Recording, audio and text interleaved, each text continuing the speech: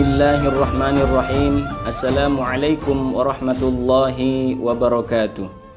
Alhamdulillahi rabbil alamin. Wassalatu wassalamu ala ashrafil anbiya'i wal mursalin wa ala alihi wa sahbihi ajma'in.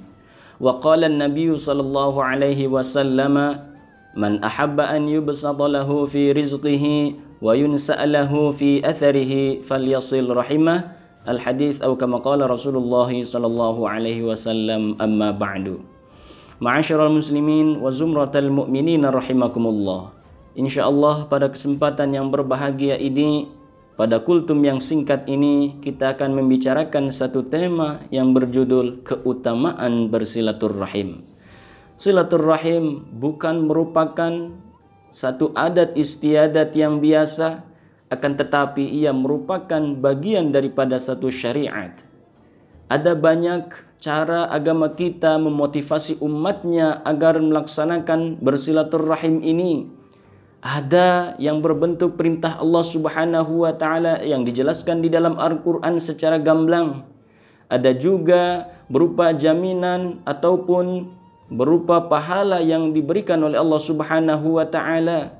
Ada juga satu ancaman ataupun jaza yang akan diberikan oleh Allah Subhanahu wa taala bagi mereka yang tidak mau mengerjakan ataupun melanggar perintah Allah Subhanahu wa taala. Di dalam Al-Qur'an telah jelas Allah Subhanahu wa taala berikan gambarannya kepada kita.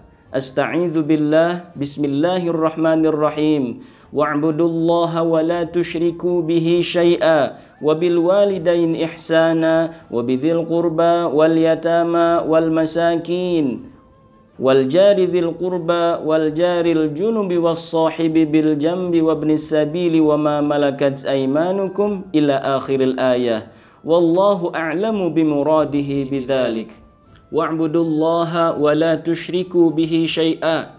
Dan sembahlah Allah Subhanahu wa taala, beribadahlah kepada Allah Subhanahu wa taala, tetapi kata Allah, wala tusyriku bihi syai'a, dan janganlah engkau musyrik, janganlah engkau menyekutukan Allah Subhanahu wa taala kepada sesuatu apapun. Kemudian melalui ayat ini perintah yang keduanya ialah wabil walidaini ihsana, dan berbuat baiklah kepada kedua orang tua. Artinya keluarga inti daripada kita adalah bapa dan ibu kita. Berbuat baiklah, jalinlah tali silaturrahim kita kepada mereka, karena merekalah orang yang berjasa kepada kita.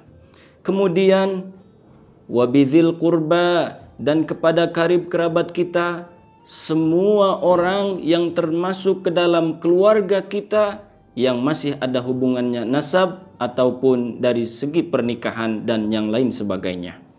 Kemudian wabil walidaini ihsana wabidzil qurba wal yatama, dan juga berbuat baik kepada anak yatim, wal masakin, dan juga kepada orang miskin, wal jaril junubi was sahibi bil jambi, dan juga berbuat baiklah kita kepada tetangga kita, baik yang dekat ataupun yang jauh.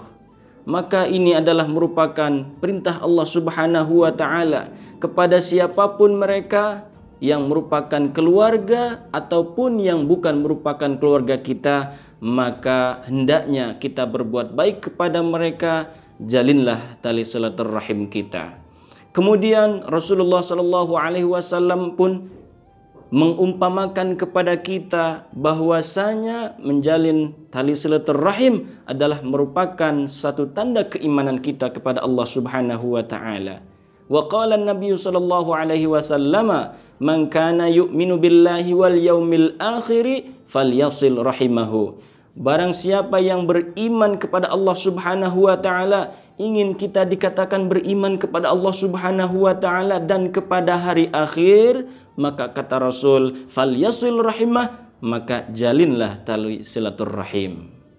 Kemudian Rasulullah sallallahu alaihi wasallam pun menjanjikan kepada umatnya bahwa di antara buah daripada bersilaturrahim, keberkahan yang akan didapati dari kita bersilaturrahim adalah satu hadis Rasulullah sallallahu alaihi wasallam, "Man ahabba an yubsata lahu fi rizqihi wa yunsa'alahu fi atharihi falyasil rahimah." Barang siapa yang ingin diberikan keluasan rizkinya, kemudian ingin juga dipanjangkan umurnya, sisa-sisa umur yang diberikan oleh Allah Subhanahu wa taala, ingin diberkahi, ingin diberikan keberkahan oleh Allah Subhanahu wa taala, maka kata Rasul, falyasil rahimah, maka sambunglah tali silaturrahim. Ma'asyiral muslimin wa zumratal mu'minin rahimakumullah.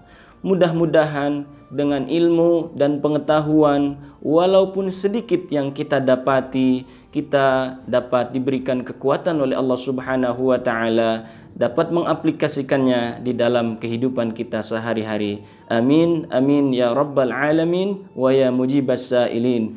Kurang lebihnya kami mohon dibukakan pintu maaf yang seluas-luasnya. Akhirul kalam, wallahul muwafiq ila aqwamit thariq, wabillahi taufiq wal hidayah. Wassalamualaikum warahmatullahi wabarakatuh.